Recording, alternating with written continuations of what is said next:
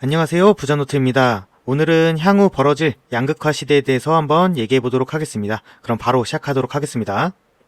향후에 저는 지금도 이미 양극화 흐름이 나타나고 있지만 더 가속화될 수밖에 없는 상황이라고 생각을 하고 있습니다. 왜 그런지 지금 경제 상황뿐만 아니라 자산시장, 부동산 시장이죠. 그 부분에서 나타나고 있는 양극화, 그리고 추후에 더 심화될 수 있는 그런 상황에 대해서 왜 그렇게 생각하는지, 그리고 그러면 어떻게 대응해야 되는지에 대해서 가볍게 얘기해보는 시간 갖도록 하겠습니다. 그럼 시작하도록 하겠습니다. 현재 경제 상황을 보면 이거는 대출의 연체율에 대한 자료인데 지금 쭉 감소하고 있다가 22년 금리가 빠르게 상승하던 시점을 기준으로 연체율이 올라가고 있는 걸 볼 수 있습니다. 경제 위기 그런 수준까지는 아니지만 어쨌든 연체율이 올라가고 있다, 지속 상승하고 있는 흐름을 보여주고 있다, 먼저 보시고 가시면 될 것 같습니다. 그럼 구체적으로 어떤 구분에서 그렇게 연체율이 올라가고 있냐를 보면 오히려 대기업은 줄어들고 있는 걸 볼 수 있습니다. 그래서 대기업은 점점 대출도 잘 갖고 있고 연체율이 줄고 있는 좋은 흐름이다 라고 보시면 될 것 같고, 여기서 연체율이 증가하고 있는 부분은 개인 사업자, 중소기업도 마찬가지지만 개인 사업자가 특히 큰 폭으로 상승하고 있고, 오히려 최근에 대출이 많이 증가하고 있다는 주담대는 안정된 모습, 하지만 가계 신용대출 이쪽이 두 종목이 크게 증가하고 있다라는 걸 볼 수 있습니다. 같이 나온 보도자료에서도 내용을 요약해주고 있는데, 고금리가 지속되면서 취약차주 중심으로 소상공인분들이나 자영업자분들이죠. 현재 내수 침체가 되게 심하다, 그래서 회복될 기미가 별로 보이지 않고 있다, 오히려 수출만 잘 되고 있어서 대기업과 이런 격차가 커지고 있다라는 기사들이 많이 나오고 있잖아요. 그것처럼 대출 연체율 자료에서도 그런 부분을 볼 수 있다라고 보시면 될 것 같습니다. 취약차주 중심으로 연체율 상승세가 지속되고 있다. 그래서 금감원에서는 이런 취약차주의 채무 조정을 활성화하고 채권을 정리한다던가 대손 충당금을 적립하는 방식으로 유도하겠다라고 말해주고 있습니다. 아까 말씀드렸다시피 대기업들, 특히 요즘 화장품 되게 잘 나가고 있고, 현대차, 기아차 잘 나가고 있고, 그리고 반도체 다시 회복세가 나오면서 지금 수출을 거의 이끌고 있죠. 그리고 조선도 그렇고 많은 분야에서 수출은 아주 잘 되고 있는 흐름이다, 대기업들은 돈을 벌고 있는 상황이다 라고 보시면 될 것 같습니다. 근데 이런 상황에서 미국부터 시작해서 금리 인하에 대한 기대감이 매우 커지고 있는 상황이죠. 9월 달은 거의 100%, 금리 인하 확률이 100%에 가까울 정도로 높은 확률을 보이고 있는 상황이고, 이렇게 미국이 금리 인하에 대한 기대감이 커지다 보니까 한국은행도 맞춰서 시기를 잘 검토하겠다, 기사에서도 말했지만 금리 인하에 좀 방향성을 제시한 거 아닌가라는 흐름이나 분위기가 나오고 있습니다. 근데 그렇다 보니까 그런 금리 인하 기대감이 높아진 상황에서 내수는 별로 좋지 않고, 그리고 투자할 곳은 많지 않은 상황에서 다시 자산시장으로 돈이 흘러 들어가는 모습이 나타나고 있죠. 특히 주담대 증가에서 그런 부분을 알 수 있다라고 보시면 될 것 같습니다. 이렇게 주담대가 또 다시 증가하고, 그리고 가계대출이 늘다 보니까 스트레스 DSR 뿐만 아니라 3분기부터는 대출 심사를 강화하겠다라고 은행권들이 얘기하고 있는 상황입니다. 소상공인분들이나 자영업자분들이 내수 침체로 안 좋은 상황에서 금리라도 조금 낮아져야 이런 것들이 숨통이 좀 트이는데, 또 돈이 또 주담대로 가계대출로 가다 보니까 또 이런 부분을 다시 쉽게 풀지 못하고 다시 억제이는 모습으로 가고 있다라고 보시면 될 것 같습니다. 그래서 상황을 요약해보면 대기업은 기술력이 좋은 것도 좋은 거고 좋은 거죠. 어쨌든 대한민국의 성장을 위해서 대기업이 수출을 잘하고, 저희가 또 수출 위주의 경제 구조다 보니까 이런 것들은 되게 좋은 상황이나, 지금 어쨌든 수혜를 받고 있는 건 맞죠.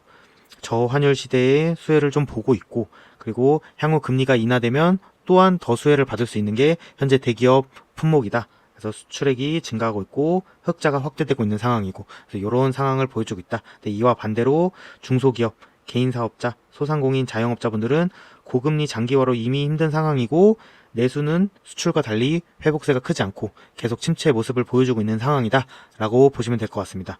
그리고 고금리 장기화의 피로감이 누적된 상황에서 금리 인하 기대감이 커졌지만, 이런 금리 인하 기대감이 커지면서 투자할 곳이 또 없다 보니까 또 자산시장, 부동산으로 늘면서 금리 인하 기대감이 커진 상황에서 오히려 대출을 규제해야 되고, 은행권 압박을 통해서 지금 주담대 금리가 이미 좀 올랐죠. 그리고 3분기부터는 대출 심사를 강화하겠다라는 말을 할 정도의 상황이다라고 보시면 될 것 같습니다. 금리 인하 기대감이 있지만 향후 유동성이 더 확대될 거라는 우려도 있고, 그렇다 보니까 자산 시장에 돈이 흘러가고 있고, 인플레이션은 어느 정도 이전처럼 낮게 가기는 힘들다라는 게 전망이 우세하죠. 어느 정도의 인플레이션의 물가가 지속될 수 있는 상황, 그런 가능성이 큰 상황이고, 자산 격차는 커지고 있는 상황이다 라고 보시면 될 것 같습니다. 지금 부동산 상승세가 세게 나오고 있지만 지금 서울만 그런 모습이죠. 그런 상황이다 라고 보시면 될 것 같습니다. 그래서 양극화 흐름이 지금도 이미 나타나고 있고 더 강화될 수밖에 없는 상황이다 라고 보시면 될 것 같습니다. 그럼 부동산 시장 내부적인 상황에서 한번 양극화가 어떻게 나오고 있는지를 보면, 하이엔드 부동산 시장은 새로운 가격대를 만들어내고 있는 상황이죠. 그래서 오늘 나온 기사인데, 나인원 한남동에 있는 고급 아파트죠.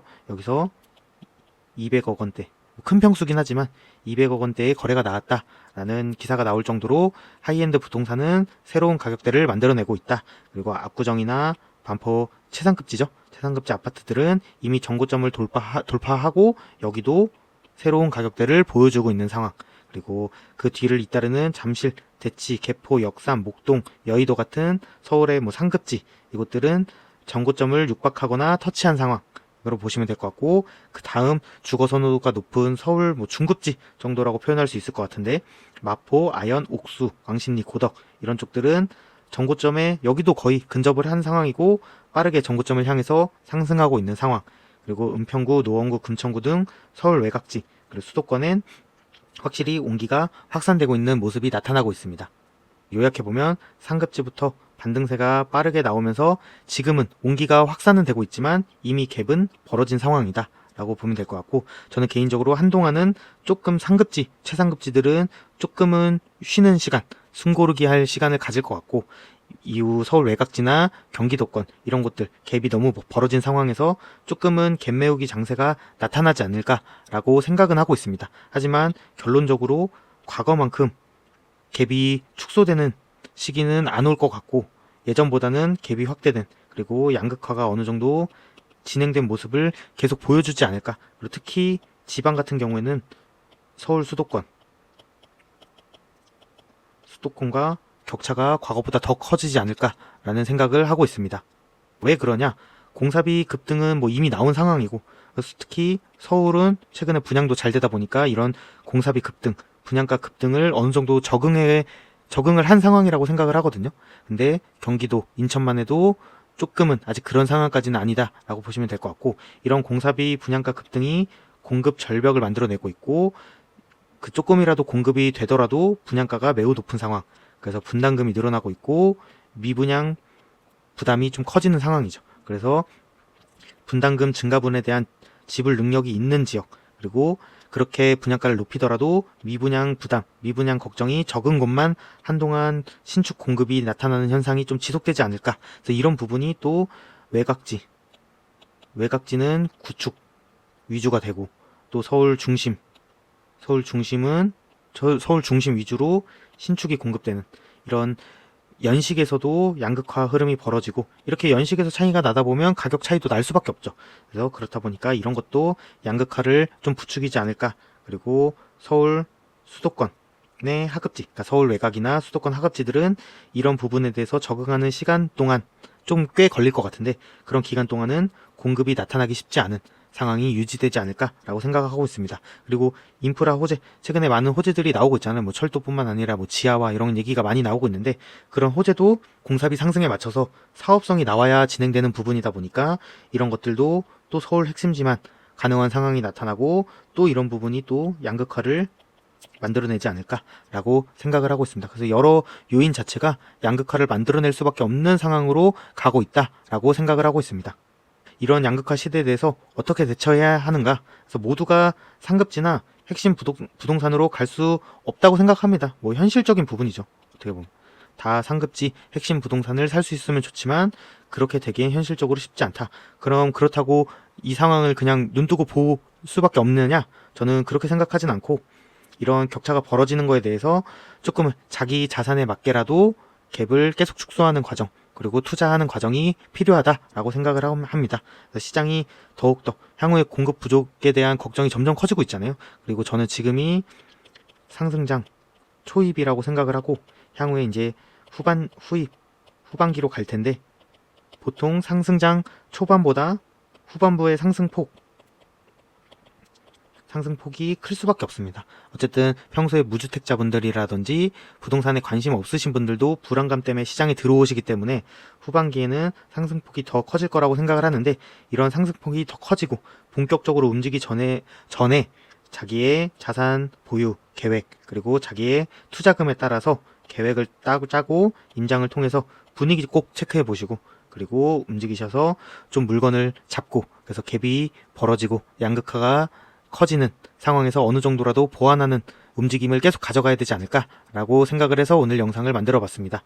마지막으로 그래프로 한번 요약을 해서 말씀을 드리면, 자산 격차가 확대되는 과정이 이런 흐름이라고 저는 말씀드리고 싶거든요. 상급지는 쭉 먼저 반응이 오죠. 상급지 먼저 반응이 왔다가 조금 상급지가 너무 많이 올랐다, 부담이 생긴다 라고 할 때 조금 쉬고, 그때까지 뒤늦게 하급지가 좀 쫓아가다가 또 쉬고, 그러면 다시 상급지가 저평가가 아닌가 라고 올라가고 쉬고 또 올라가고, 근데 그런 상승 기울기는 후반부로 갈수록 점점 커진다. 그래서 이렇게 점점 양극화가 벌어진다 라고 말씀드리고 싶고, 그렇다면 이런 걸 그냥 가만히 보고만 있냐 라고 하면, 가만히 있으면 이렇게 쭉 일직선으로 유지되는 게 아니라 오히려 인플레이션이나 물가 상승이 지속 나오다 보니까 오히려 역으로 나는 내 자산 가치는 줄어든다.